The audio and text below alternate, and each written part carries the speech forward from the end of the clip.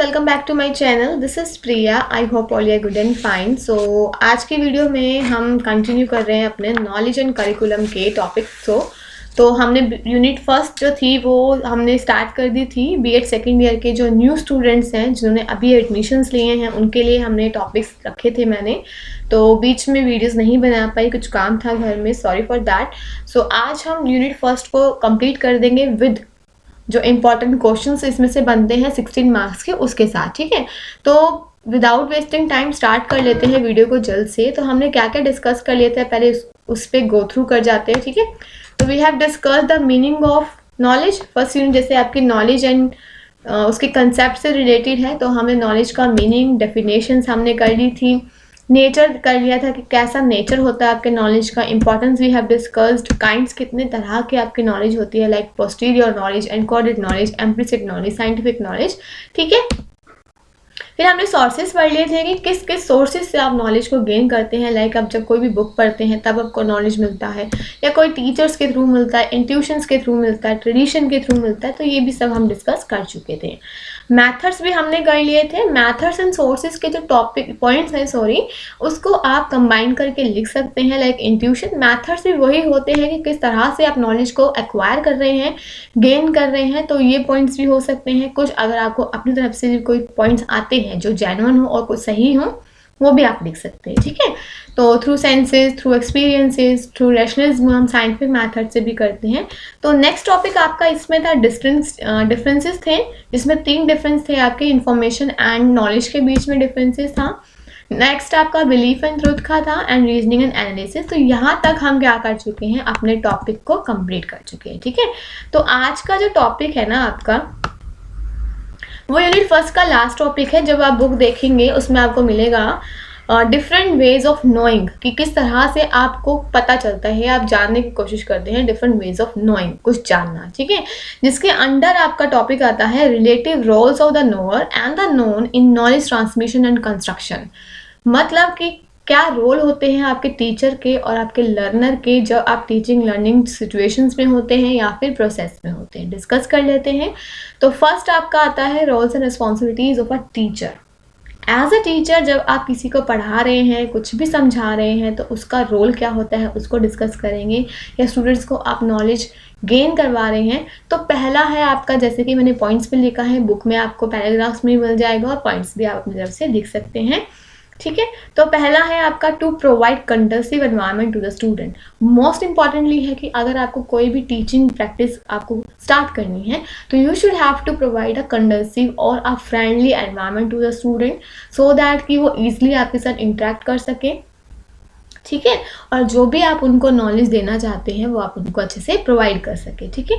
Next point है आपका to develop their specific abilities. Knowledge ऐसी होनी चाहिए जो उनकी कुछ स्पेसिफिक एबिलिटीज़ को डेवलप करें, मतलब जो उनके लिए पॉजिटिव हो, उनको एक प्रोडक्टिव वे में उनको प्रोवाइड करी जाए ताकि उनके फ्यूचर में उनकी हेल्प कर सके। ऐसी नॉलेज और एबिलिटीज़ आपको उनके अंदर डेवलप करवानी है। एज अ टीचर आपकी रिस्पॉन्सिबिलिटी ये बनती है।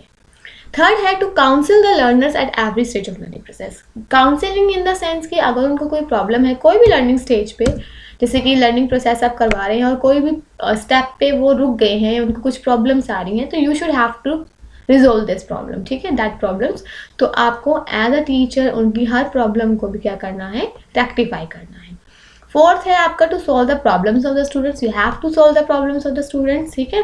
जो भी उनको कोई प्रॉब्लम है, जैसे आप उनको कोई टीचर आपको कुछ भी टॉपिक पढ़ा रहे हैं और किसी भी स्टेप पे उनको कुछ प्रॉब्लम आ रहा है, ठीक है, तो आप क्या करेंगे, उसको सॉर्ट आउट करने की कोशिश करेंगे। एज अ टीचर आपकी ड्यूटी बनती है ये, ठीक है। फिफ्थ पॉइंट है to motivate the students for learning. Most importantly होता है, कुछ भी अगर आप काम करना चाहते हो तो एक मोटिवेशन उसके बिहाइंड होना चाहिए, कि ताकि आप उस काम को करने की कोशिश करें। आपको कोई मोटिव ही नहीं है, कुछ भी आपको उससे मोटिवेशन नहीं मिल रहा है कि हाँ मैं क्यों पढ़ूँ, उससे मेरा क्या फ़ायदा होगा, ठीक है। तो टीचर्स को क्या करना है, एज अ नॉलेज उनको जब दे रहे हैं, तो उनको कुछ भी पढ़ा रहे हैं, तो एक मोटिवेशन प्रोवाइड करना चाहिए कि अगर आप ये चीज़ पढ़ेंगे तो आपको ही इस चीज़ का फ़ायदा होगा इन फ्यूचर में या प्रेजेंट में। तो कुछ मोटिवेशन स्टूडेंट्स को देना ज़रूरी है। इंटरेस्ट क्रिएट करवाएं, मतलब जो भी आप उनको पढ़ाना चाह रहे हैं वो इस तरह से पढ़ाएं कि उनका इंटरेस्ट क्रिएट हो। जैसे कि आजकल काफ़ी सारे टीचिंग एड्स जो है टीचर्स यूज़ करती हैं, लाइक आपको एडुकम क्लासेस मिलती हैं, ऑनलाइन क्लासेस के थ्रू पढ़ाया जाता है, या कोई चार्ट पेपर के थ्रू, ठीक है, या कोई भी गेम्स के थ्रू, जैसे छोटे बच्चों को कुछ गेम्स के थ्रू पढ़ाया जाता है ताकि उनका इंटरेस्ट बने, ठीक है। तो to create a interest among the students to learn. Next point है आपका to provide freedom to the students. अब इट मीन्स कि ये नहीं है कि टीचर जो पढ़ा रहा है बस वो बच्चे पढ़ते रहें, वो अपनी तरफ से कुछ भी नहीं कर सकते, ऐसा नहीं है। एक वन वे कम्युनिकेशन नहीं होना चाहिए, it should be a two way communication, कि जो स्टूडेंट्स हैं उनको फ्रीडम होनी चाहिए कि अगर वो कुछ बताना चाहते हैं या अपनी तरफ से कुछ शेयर करना चाहते हैं टॉपिक से रिलेटेड, नॉलेज से रिलेटेड, वो कर सकें। एक डेमोक्रेटिव एनवायरनमेंट उनको प्रोवाइड करना चाहिए। नेक्स्ट है to develop the positive attitude among the students toward learning. एक पॉजिटिव एटीट्यूड बनाए कि आप जो लर्निंग कर रहे हैं उससे आपको पॉजिटिव चीज़ें मिलें, ठीक है। तो ये सब कुछ रोल्स थे टीचर के as a teaching learning process जब वो करा रही होती है। अब है कि लर्नर के भी कुछ रोल्स होते हैं। आप पढ़ रहे हैं, टीचर्स तो आपको पढ़ा रही हैं, ठीक है। आप एज अ लर्नर आपके क्या क्या रोल्स एंड रिस्पॉन्सिबिलिटीज़ हैं कि जब आपको टीचर्स पढ़ा रही हैं तो आपको ये सब कुछ करना है, ठीक है। So first point है a learner should be active for learning process. You should be active in your teaching learning progress. आप एक्टिव होने चाहिए, टीचर आपको जो भी कुछ पढ़ा रहा है, you should be attentive to their classes, ठीक है।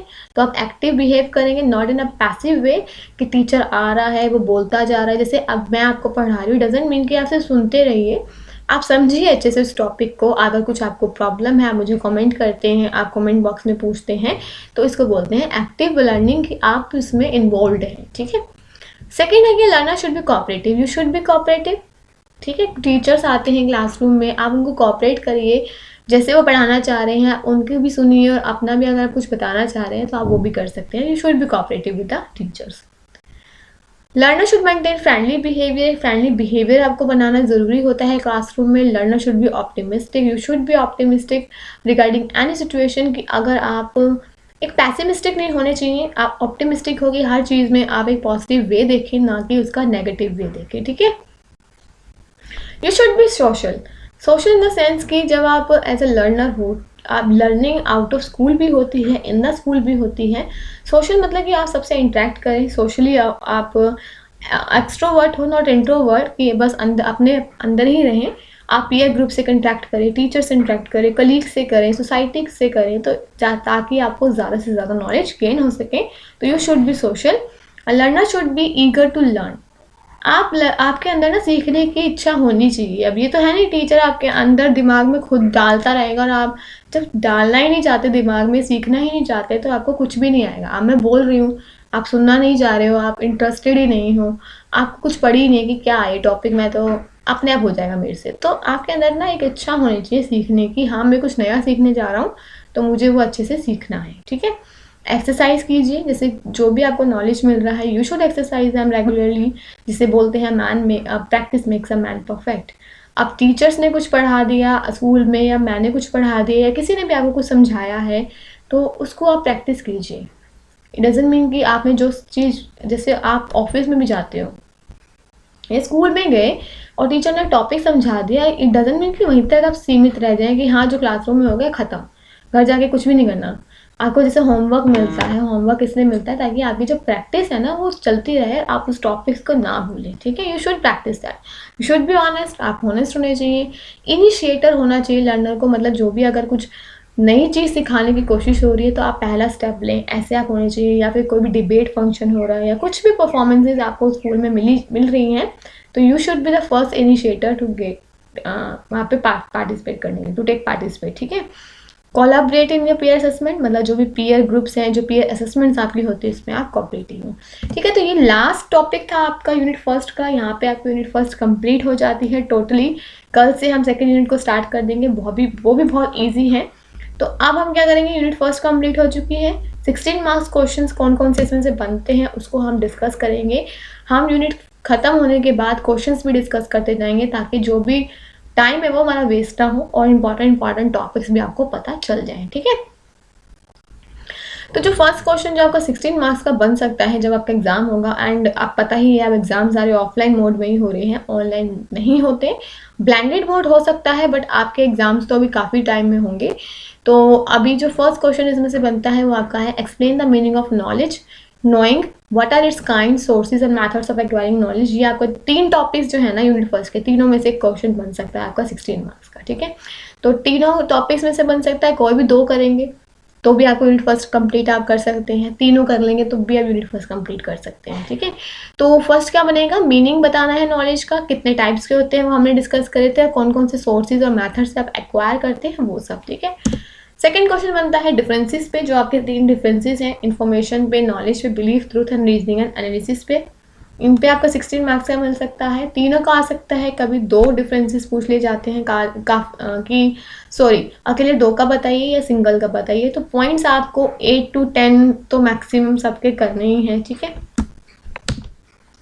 थर्ड आपका आता है explain the role of knower and knower, जो हमने अभी किया ट्रांसमिशन करने के लिए कि कैसी रिस्पॉन्सिबिलिटीज़ होनी चाहिए टीचर की और कौन सी रिस्पॉन्सिबिलिटीज़ होनी चाहिए आपके लर्नर्स की, वो सब आप बताएंगे।